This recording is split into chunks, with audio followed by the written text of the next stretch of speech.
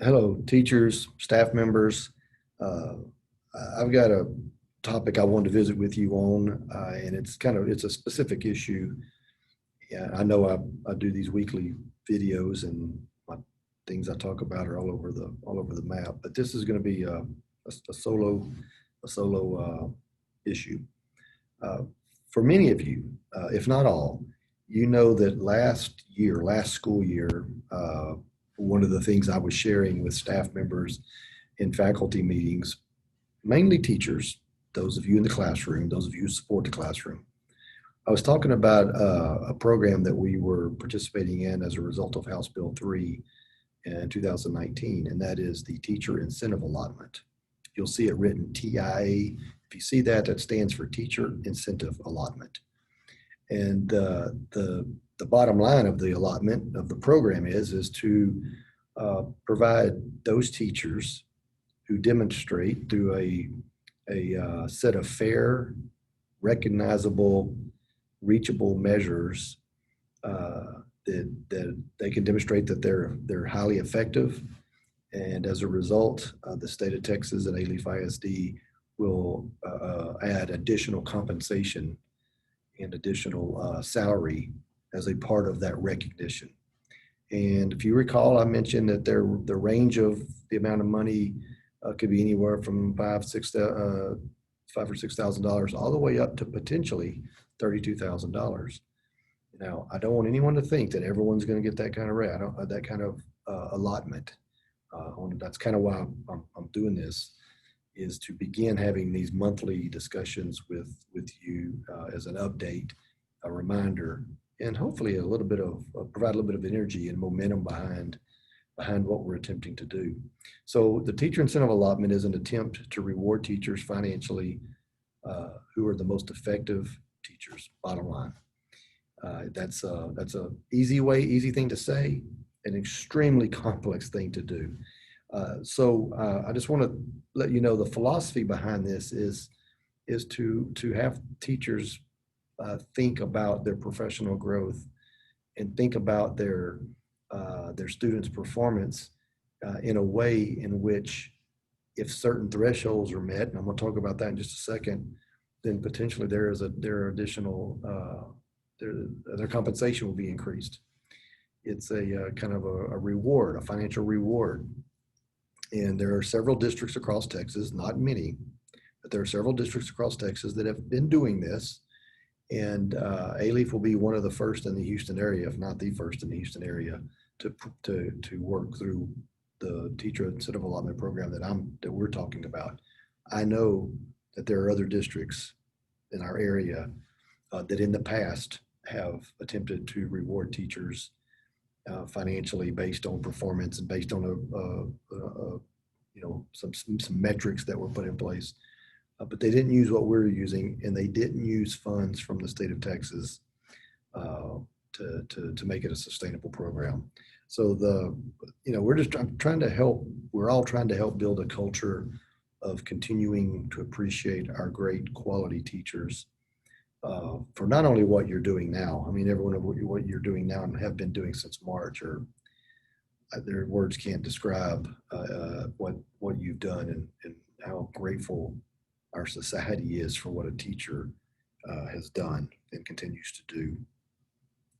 But we also want to reward uh, you for those, again, for those successes, for the effectiveness, for uh, demonstrating what you're doing as a professional is actually having a profound impact. And I don't mean to imply that people aren't having a profound impact. I'm just letting you know that we all know. And this is one of the things I told you during the faculty meetings. We all know that there are some people in our profession that just rise above everybody else, and for whatever reason, it's true in all walks of life. So we're trying to just help create a culture, or at least put a system in place to help create a culture that rewards teachers for effective teaching. The timeline is going to be a little tricky. We're not tricky. It's just going to take a little time because there's a lot of things that have to be put in place right now. We have had an effective educator task force in place for over a year and a half now studying this, made up of teachers, principals, professionals from outside of A-Leaf that are helping consult with us on this so that we build a system that is fair, that is accurate, and that's understandable. And those things are, again, easy to say, hard to do. We're going to start with a pilot. We've already identified 7 schools in our district that are going to volunteer to do this.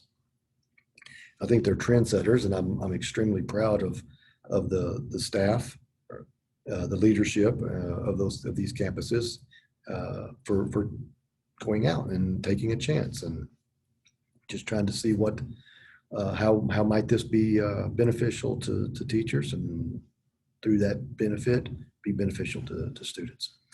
So those schools are Chancellor, excuse me, I'm going to look down while I read them. Chancellor, Martin, Miller, Holub, Ollie, Hastings High School, and Taylor High School. So those 7 schools, Chancellor, Martin, Miller, Holub, Ollie, Hastings, and Taylor, to your entire staff, thank you for being willing to take this chance and see how the teacher incentive allotment might work for the rest of the district. Thank you to the principals and leadership of those campuses for also being a part of this, because you are going to be a critical component in making this a successful pilot program. The measures, I'll just share with you, okay, well, what makes an effective teacher? There's a lot of things that make an effective teacher. And then the next question is, well, how do you know it? How do we know that you're effective? And there's going to be several things that the state of Texas has put in place that we have to kind of follow. One is student growth, student progress. So yes, there is going to be a portion of that measurement that relies on some assessments and tests. Not all of it, but a portion of it. And I don't think it's unreasonable. I hope you would agree with me, but I don't think it's unreasonable for us to expect to see some growth in our students that's reasonable, attainable, and a fair representation of an effective teacher's impact on that classroom and on those individual students. A second measure is going to be a student survey. And I know a lot of people a lot of teachers flinch or cringe when they hear, well, my students are going to evaluate me or answer a survey question on me. Short answer is yes, but it's not going to be an open-ended opportunity for students who are mad at their teacher or who has something bad to say about their teacher. That's not what this is going to be.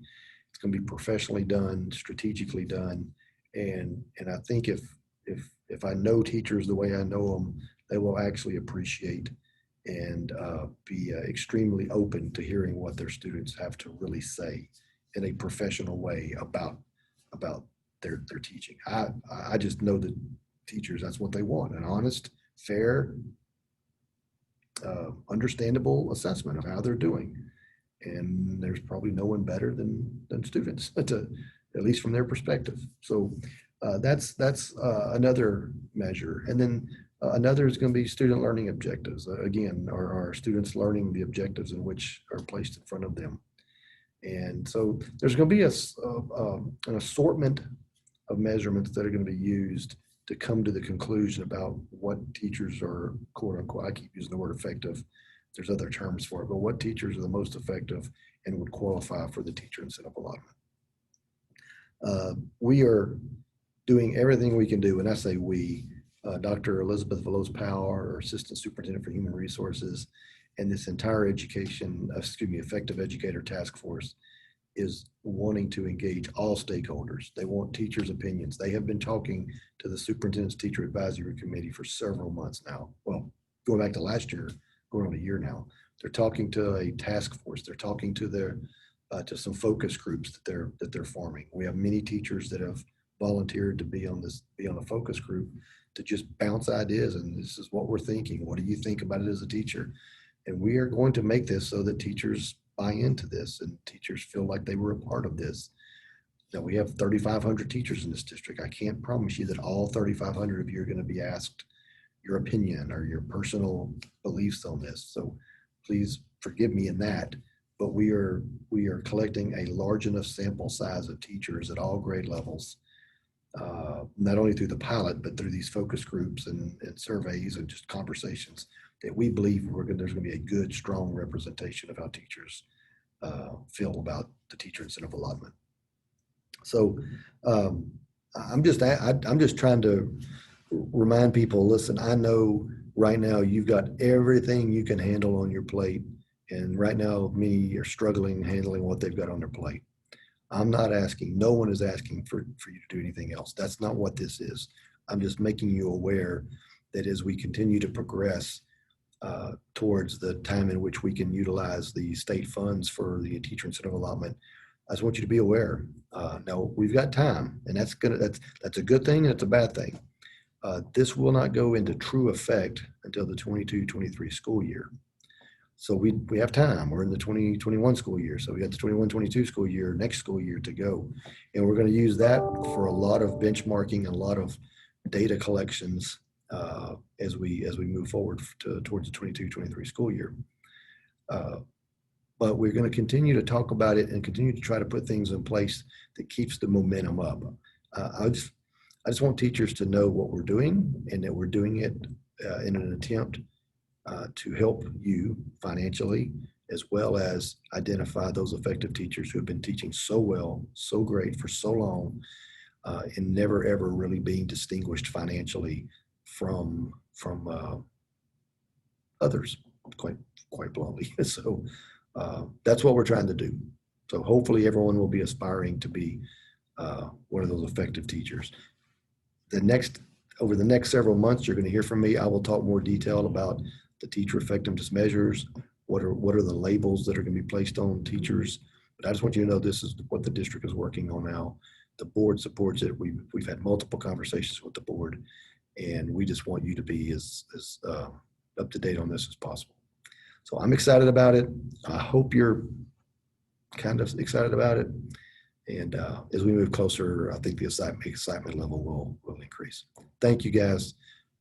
I can't thank you enough for what you've done this school year. And I know you're frustrated. I know you name it, you are it. And I'm just grateful. I'm proud to be a part of a team that values education and cares. And I value that. So thank you again. Take care of yourselves. We'll see you soon.